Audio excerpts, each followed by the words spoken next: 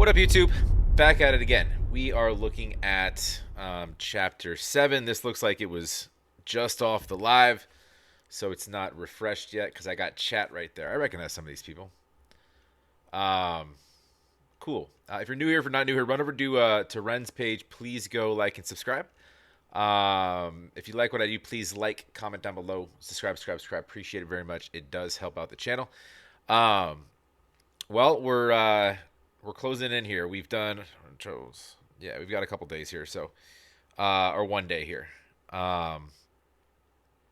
May 9th? Yeah, 9th of May. That's tomorrow. Cool. Might as well check it out. Might as well dive in. What's troubling you today, Sir Ren? He should be Sir Ren. They should knight him.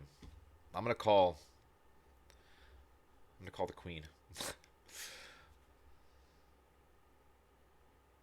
We going?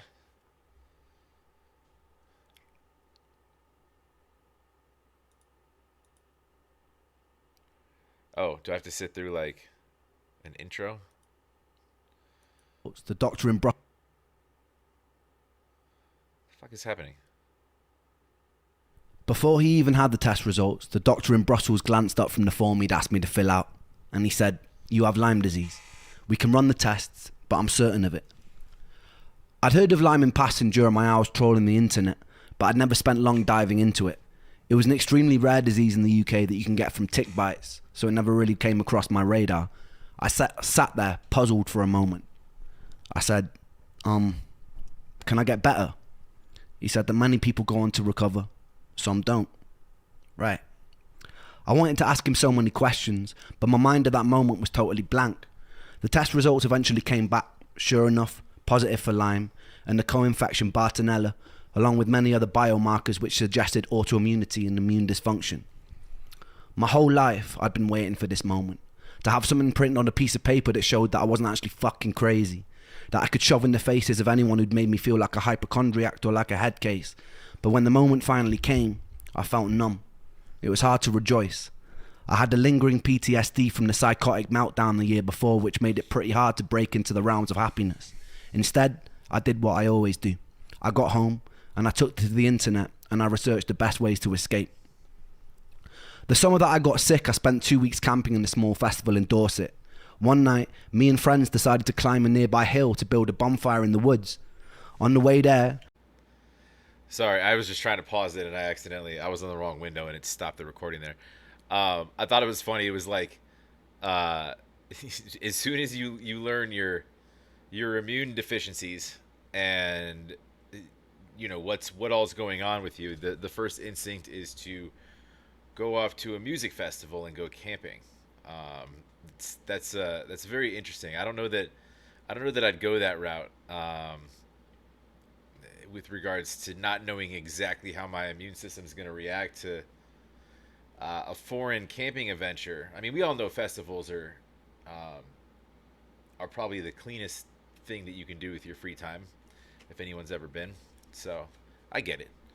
And I like the depiction of the deer here. I think that he told the artist to draw horses because all his stuff's about horses. But the artist took kind of, artists, they have their own ideas and shit, right? And they just want to sort of impose that on you. So there's still horses in my book. Way there, the fields were full of long grass and deer. 3 people, all my age, who all attended that festival came down with ME or fibromyalgia-like symptoms over the course of the next year.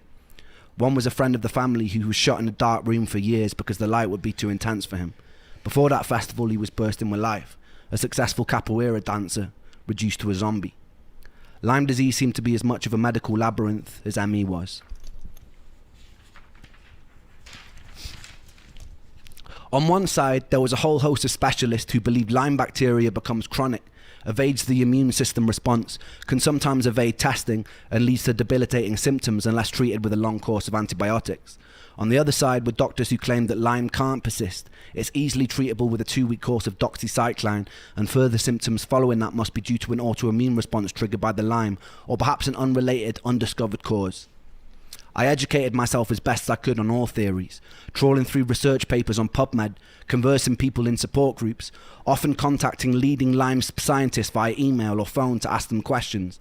Lyme disease is caused by Borrelia, a spirochete bacteria that causes symptoms like extreme fatigue, confusion, joint pain, heart problems, digestive issues, anxiety, depression, and in extreme cases, hallucinations. So everything was adding up. I fell down internet rabbit holes of learning how Borrelia produces outer membrane vesicles, which contain outer surface proteins which can modulate your entire immune response, essentially dampening it for its own survival. It was a truly insidious pathogen, a smart one out of a twisted horror sci-fi. There would be online groups claiming it was created in a lab in Plum Island off America and weaponized. Due to the widespread suffering it seemed to cause, and given how hard it was to treat, it was easy to see how people gravitated towards these sorts of superstitions and speculations. Biowarfare scares the shit out of me, dude. You get the right type of brain with the wrong type of intentions, and access to. I mean, nowadays, it's. I'm honestly surprised we haven't like seen more and more extreme, you know, episodes of that over time. But it's because it's shit that like a lot of times you can't see, right? Anyways, The main thing that made my head swim was the sheer number of treatment options, in part a byproduct of the cognitive dissonance in the medical industry at the time. There were countless antibiotic protocols, herbal protocols, immune system modulating protocols, wackier ones where people would be stinging themselves with bees or swallowing certain helminth parasites to modulate their immune systems. It was a wild west, and I wasn't so naive to be unaware that there were a lot of quacks in that space, selling people snake oil, financially taking advantage of desperation. Like a lot of the medical industry, I despise people and companies who see opportunity to profit from other people's misery. If you're watching this video, and you're one of those people, I would highly consider switching your role in the world and being on the right side. One common factor a lot of these protocols... Look at him promoting occupational awareness. If you're a fuckhead and you feel like you're going to hell by way of your profession, stop being a fuckhead. ...seemed to share was you would certainly get a lot worse before you got any better. There was something called the Jarisch-Herxheimer reaction. As you kill off the pathogens in your system, they release biotoxins in your body, which are eventually cleared out by your kidneys and liver. These can cause systemic inflammation, additional fatigue, brain fog, mood swings, pain, flu-like feelings. I was no stranger to these things already, but when they got even worse, it was a mental battle. I sought out as many success stories as I could, and I looked for common threads in the ones of the people who made a full recovery. It seemed like long courses of antibiotics were working for some people, but to do it safely I needed to be in the care of a specialist. The NHS were fucking useless. After multiple appointments, one with an infectious disease specialist, they told me the most they could give me was a couple-week course of doxycycline. I knew that probably wouldn't be enough. They told me chronic Lyme wasn't something that they recognised. I presented them with printouts of much of the research I'd gathered online for the most recent studies, which they dismissed. One of them told me I seemed obsessed, and they asked me if I thought about getting a hobby. I fantasized about dragging him by his tie. Oh, he had a hobby. He had a few hobbies. But he does get obsessive. He does exhaust all avenues of, especially these different medical trajectories he finds himself on. But he has hobbies. You look him up. You can find some of them. And they asked me if I thought about getting a hobby. I fantasized about dragging him by his tie across his desk and pressing a stapler into his skull. Man, you could do some things with if he's not inserting movies anymore, but like there's a good Fight Club one where Edward Norton's in the office like beating the shit out of himself or whatever, like, but he's across from his boss. You could use that. You could use Office Space. Speaking of staplers, right? I could interject some. I might just I don't have the wherewithal to get copyright stricken for 6 seconds of Office. Never mind. Let's go. Then I politely got up and left. Yeah. Doxycycline would lead to improvements for a short time frame, and then my symptoms would come creeping back. I tried many antibiotic and herbal approaches to treat the Lyme without much luck. I tried things like Rife treatment, which is essentially running an electromagnetic pulse through your body in hopes that it will kill the bacteria. I was desperate. It seemed that America took Lyme disease far more seriously than the UK, which made sense as it was far more prominent there. I settled on a doctor called Dr. Jemsak over in Washington, and when I could, I would busk or I'd sell music online to raise money. My girlfriend at the time also ran a fundraiser, and my mum said that she'd also help contribute towards flights. It's not easy being sick and broke, but somehow we made it work. A week before I was due to fly out, something happened which changed my whole life. I've always been a believer in the good that you're putting out in the world coming back to you. Luck, therefore, is more of a karmic consequence. When I was making video blogs, I wasn't doing it to build a following or for any sort of social merit or personal gain. Interesting. Luck as a karmic consequence. I dig that. I was doing it because I thought I was going to die. I was doing it because I wanted to feel like I'd left some sort of positive mark on the world, like I'd helped. I remember waking up one morning and going through the comment section of the latest video I'd posted, only to find a message from a British doctor who is running a clinic over in Germany in Los Angeles. He is the third and final angel of this story. He was reaching out to offer to help, and he didn't want anything in return. We exchanged messages and ended up jumping on a video call together. The angel explained that he sympathised with my story. His son was a musician, and at his clinic he'd seen firsthand the countless times the destruction that Lyme disease was causing. He explained his clinic was involved in cutting-edge stem cell procedures and seeing promising results for various autoimmune and Lyme patients. The cost of the procedure was upwards of $25,000, something that I could never afford. But he said that every year he personally selected patients to attend his clinic for free. He would offer me the treatment free of charge. All he wanted me to do was document my experience. It made sense to me that if Borrelia was able to modulate the immune system for its own survival, that an intervention that focused on immunological homeostasis would help. The clinic also offered antibacterial IVs targeting the Lyme and various other treatments intended to build the body back up after years of chronic health complications. I was kind of in shock. When a stranger reaches out and offers something so generous, it's natural to doubt his intentions, but something told me to trust this kind offer. Did he have horses? That's cool though, and there's no better person as evident chapter on chapter on chapter to document experience than REN.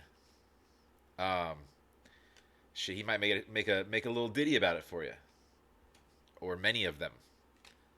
So I think that's probably a good and generous move of the of Dr. What do you say his name was? I forget the name. I really had nothing to lose, and as morbid as it sounded, my willingness to die made it easy to throw myself into a more experimental procedure. There was also some security in the fact that he wanted me to document my experience and share it with the world. If it had been more sinister, surely he wouldn't want that sort of exposure. I decided I'd still go to the initial consultation with Dr. Jemsak as I'd raised the money, but I would catch a flight to LA once it was done. Money was still an issue. The entire treatment length was about 6 weeks, and back then I could have never afforded the accommodation for that long. I decided to hop on Facebook, and I found a Lyme support group based in LA. There, I found people going through the treatment at the clinic who were happy to put me up in their guest rooms. Despite all our faults, human beings' ability to empathize, lift up strangers, and collectively solve problems purely because it's the right thing to do is such a beautiful characteristic to carry. I sincerely hope that we can find ways to hold on to our own empathy and humanity as we step into the future. I believe these traits will save us as a species. Survival of the fittest is a myth in a society where we have all our basic needs met. It becomes survival of those willing to cooperate. The time came and I flew out to America with Momoko, keeping me company and keeping an eye out in case my health crashed. I went to the initial consultation in Washington, D.C. They recommended that I get on a minimum of a year-long course of various antibiotics and supplements, some to be rotated. I saw this as my fallback plan if the stem cells didn't work. We then headed to LA. It was summertime, so it was boiling. The clinic was based in Beverly Hills. The juxtaposition of spending most of my life in waiting rooms. It was boiling in LA. Sir Ren, you should come visit me. We're a little east of LA. A little place called Phoenix. The clinic was based in Beverly Hills. The juxtaposition of spending most of my life in waiting rooms that were falling apart, feeling like a defective product on a conveyor belt that's being rushed along only to be dismissed, to then go into being in what felt like a 5-star health spa where there seemed to be a genuine care and interest for my well-being, was quite odd. I was greeted enthusiastically by the doctor. He seemed a lot younger than his age. When I mentioned this, he laughed and he said it was the stem cells. As we spoke, I could see his childlike enthusiasm for what they were doing at the clinic. Stem cells were very in vogue at the time. There was also much territory to explore, and the potential of what they could offer harder to treat diseases was incredibly exciting and promising. It was hard not to feel some of that contagious excitement leaking from the doctor. He explained that...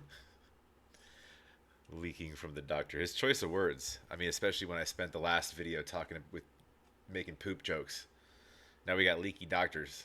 I'm going to leave that, but... Because I've been sick and misdiagnosed for so long, it wasn't going to be easy. There was no magic fix. At times I might feel like giving up, but I should trust the process. So I did. When we first arrived, I was staying on the floor of a young couple's apartment. They were just starting treatment at the clinic. Fontaine was a songwriter and he was an actor. One night he asked me if I liked bikes, and then he took me out on the back of his Harley Davidson and drove at high speed through the hills surrounding LA. It was interesting talking to Fontaine about her experience. I'd found people I could relate to online, but very rarely did I meet people in person whose experience had mirrored my own. She'd also been through the ringer of misdiagnoses, medical dismissal, left to suffer, trying desperately to claw back her own life. I started to realise this problem wasn't localised to the UK. It was global. So many people were going missing and screaming into a void. The first week at the clinic was aimed at building my body back up. I would sit for hours while various vitamins and nutrients were dripped into my body to address any deficiencies that may have occurred from years of being sick. They also offered talk therapy, lymphatic drainage massage, ways to calm your nervous system that would aid healing. I was still having to pinch myself that this was all free. I felt guilty for the people who had to pay. It wasn't easy. Occasionally I'd have an immune reaction to one of the IV drips. I didn't know at the time, but I had mast cell activation syndrome, which meant my body would become highly inflamed in response to many food, vitamins, even things like perfumes or scents from everyday cleaning products could set it off. A year later, while in the German clinic, I would be minutes away from nearly dying after going into anaphylactic shock during an IV drip. A nurse luckily caught me in the nick of time and injected me with an EpiPen. I spent a night in the emergency ward with Germans who couldn't speak a word of English, who put me on an electrolyte drip that made me feel even worse. During the second week in LA, I moved places to stay with another couple. The husband had been a prop and set designer for the Fresh Prince of Bel-Air. They were extremely generous with their time and space and became almost surrogate parents to me and Momoko. There is an unusual companionship you feel with someone who has faced similar levels of suffering as yourself, like an unspoken bridge of understanding. At the time, I was having difficulties with my girlfriend. I wanted her to come with me to LA, as this felt like a pretty pivotal moment in my life. It was a time where I really just wanted to feel safe, but she couldn't take the time off work. I think I felt a little bit funny about the fact Momoko had made the time and sacrificed her own work and she hadn't. She was being distant with me whenever we spoke on the phone, which frustrated me more and more. We ended up arguing a fair bit. I think this is the beginning of seeds that would soon grow into finding it extremely difficult to be in relationships in general. I usually feel pretty unlovable, extremely isolated, very antisocial. I felt alienated, often bitter that most people go through their lives not knowing what it's like to hurt every day, that they didn't appreciate the freedom their bodies allowed them as they should. To be alive and to not hurt is a blessing. To be alive and not hurt is all I want. The day of the stem cell transplant finally arrived, and I was nervous, as you would be getting a giant fucking metal rod shoved into your skin. The doctors offered me an anti-anxiety med, and I was never one to turn down free drugs. There's With autologous stem cell transplant, they take... little humor for him. I was never one to turn down drugs. Yeah, I could see that. Anxiety med, and I was never one to turn down free drugs. With autologous stem cell transplant, they take cells from your own fat, centrifuge them, and then do some magic science shit and then feed them back to you in an IV. I've never heard him like just vaguely describe something medical yet, without like, actual scientific words that are descriptive and, and in alignment with something. Except for now, he just like what do you say? Some science shit. I like that. That's how I would describe shit. But he's done all the research. It's good to to balance out the vocab for those of us that haven't done all that research on what he's gone through. Science shit. I get it. I get it. Centrifuge them, and then do some magic science shit and then feed them back to you in an IV. There's more poop jokes in there too. Doing some sciencey shit, right? To acquire these cells, they have to do liposuction. The issue was I was already skinnier than a shadow on a cloudy day. Speaking of cloudy day, do y'all smile in Canada? Like, do you get sunshine at all? Some vitamin D. I feel like everything I see that's shot it's just gray and sad. I'd be depressed too. Shit. Science shit. They would usually take the fat from the stomach, but as I had virtually no body fat, they had to go in through the back near my coccyx.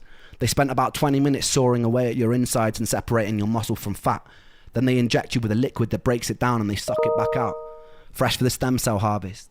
There's a video of me drugged up and laughing as a needle as big as my forearm gets rammed into my back.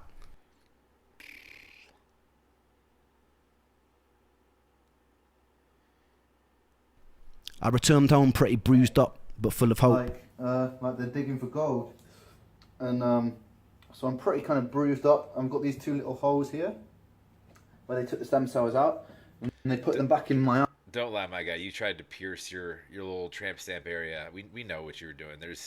I've seen them before at the clubs. I get it. I'm just kidding. Man, that's fucked up. I wouldn't turn down the drugs either. I'll be honest with you. I never turn down anything that's if doctors are offering to, and you're insured, to offering to take pain away or to knock you out. I'm always yes to everything, whatever you got, and I always add at least 80 pounds to what I am. Let's say I'm 180 pounds, then I'm gonna tell them I'm 260 and to drug plan for that, right? You can't really see on this camera because the light's too much, but I've got more holes in my arm than a Scottish heroin addict. I'd met people at Cracking jokes how many holes he has in his body. I like it. the clinic who were further along the process than me, who were singing the praises of how much better they felt. For the first 3 months, I didn't really notice much, but I was told it would take time. I was already doing somewhat better from the 6 weeks of IVs. It's an unusual psychological space to be teetering on the precipice of hope that your whole life could change. There's a certain tension and a certain excitement that comes with that. I was also having big problems with my girlfriend at the time. I'd found out some things that had really shaken my trust. In retrospect, I should have just walked away then and there, but I held on because part of me blamed myself. In my sickness, I held people at a distance, so I felt like I deserved negative things. We would fight a lot. The health problems added a whole new dimension to something that would be hard for any couple. I couldn't trust that she loved me as much as she said she did because of certain things that I found out. A few months after the transplant, me and her decided to get away from everything and stay with a mother on the south of Spain. One night, we were sat on the grass, looking up at the sky, being surrounded by avocado and lemon trees. It felt like we were in some sort of Eden-like paradise. She asked me to marry her. It was her way of proving that she loved me and would always love me. And I said yes, but I meant no. Even when we went to pick out rings, I just felt scared. I lost the ability to trust love. I don't fully blame her for that. She was an awesome person trying to navigate a complicated situation. I blame my sickness. My sickness was an inseparable from me, and so I blame myself. After about a month of being home, she sat down with me one day and told me she decided to move to Australia for a year. She told me it wouldn't change anything between us. I had my doubts. Despite the additional stress in my life, something amazing was happening. About 4 months after the stem cell transplant, I noticed the desire to leave the house. I noticed more colour in my skin. I joined a gym that was a 3-minute walk from my house. I started working out for the first time in years. Music started pouring back into my life. I was singing more. I was producing more. And this was all leading up to my favourite chapter so far. Oh, we're going to get some big push? Cool.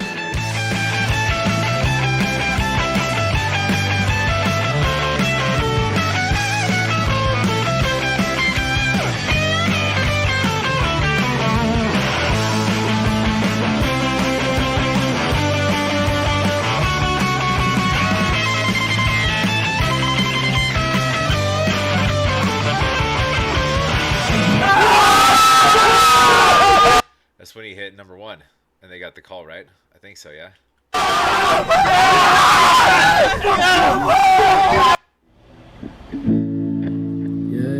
Oh, is this it's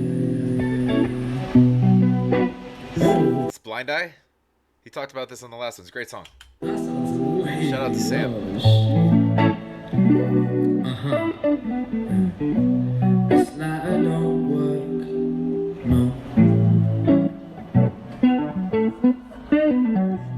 No flame to spark my. I love how I don't love it actually, um, but Sam's smoking a cigarette like this whole time, and putting out vocals like that. I'm jealous of it. Is what makes me annoyed. My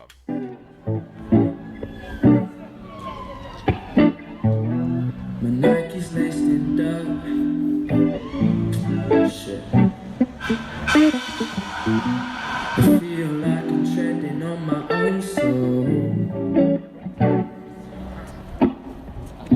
My headphones only working on the left side, but I try to live the right life. My eyes wide and I strive to stop my demons gripping from the inside.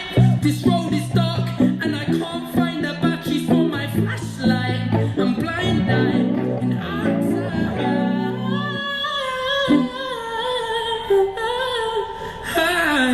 Ren, go.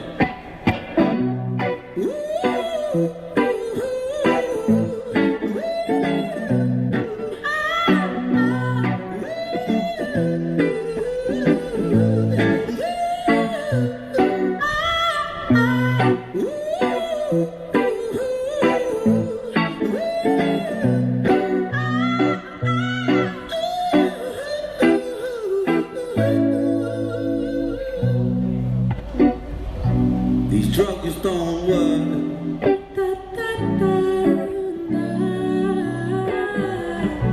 The pain, it takes control. Blood-stained shirt.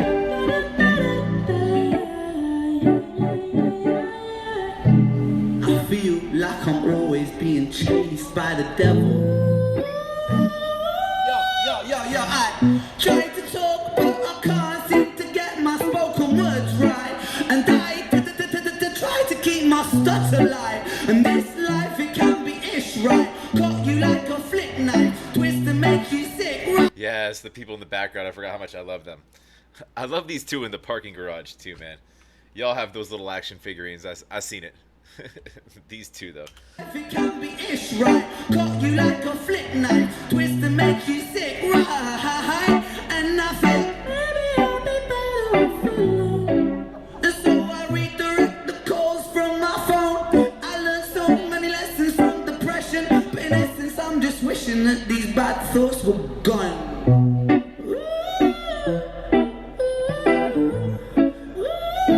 Still smoking.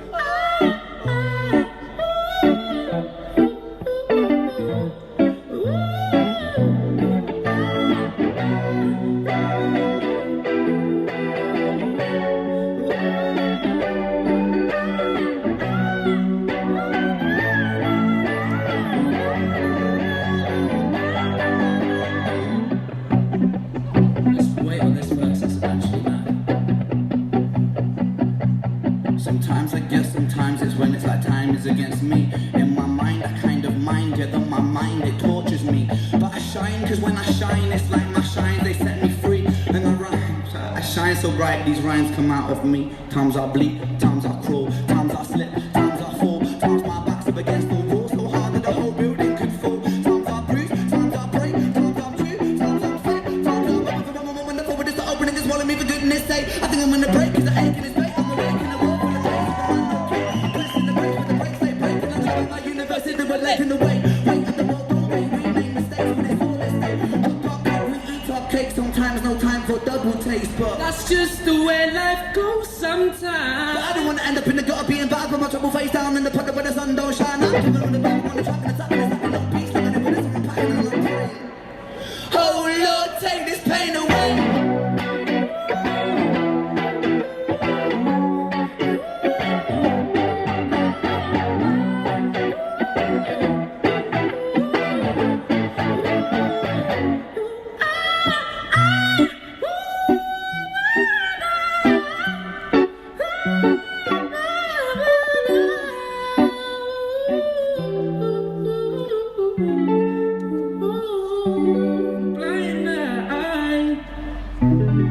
Yeah. Thank you so much. Thank you. Okay. So that's a song that me and Ren wrote. If you want to follow us on Instagram, it's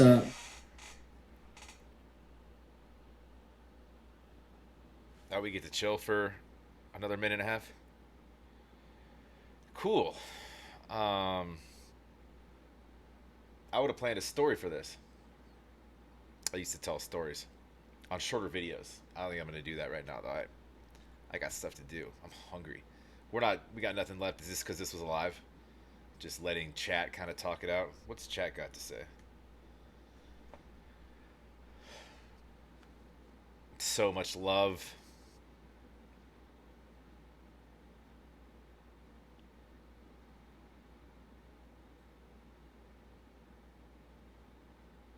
Friend says, let's make the rest of the chapters happy ones starting now. It started like towards the end of last year, or even before that, but I feel you. I feel you. Let's keep it happy. Keep it love. That was great. Yeah. I don't think I comment on these things ever. I need to show more love to his, and I don't like the sixes. 66 I'm probably. Oh, this is. There's probably a lot more now. Let me hit refresh real quick. No, I guess it was up to speed. This was awesome.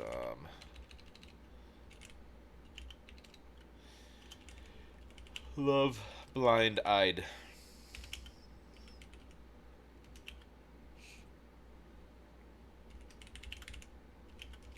Keep them coming. Perfect. Do me a favor, go support Ren, go like and subscribe. Please, please, please. Yeah, I mean, we all know most of this story again. But well, I mean, some of you might not. If you're sort of slowly, and I've seen some comments, some of you are kind of slowly new to Ren. If you are, run back after you've watched some of these. You gotta, or even you don't have to watch these things. Just run back and listen to his music. You'll get a lot of his story through his music, because you'll get hooked on the music, but then you'll want to learn more about the person, and why this stuff is coming out of him, and what fucking wronged him in the past, right? And then you start to learn about it, right? So it's interesting. It's an interesting story, but we're all glad to see him coming out of it. So it's cool that he's documenting it in this kind of autobiographical way. But anyways, go support Ren. If you like what I do, like, comment down below, subscribe. Appreciate it very much.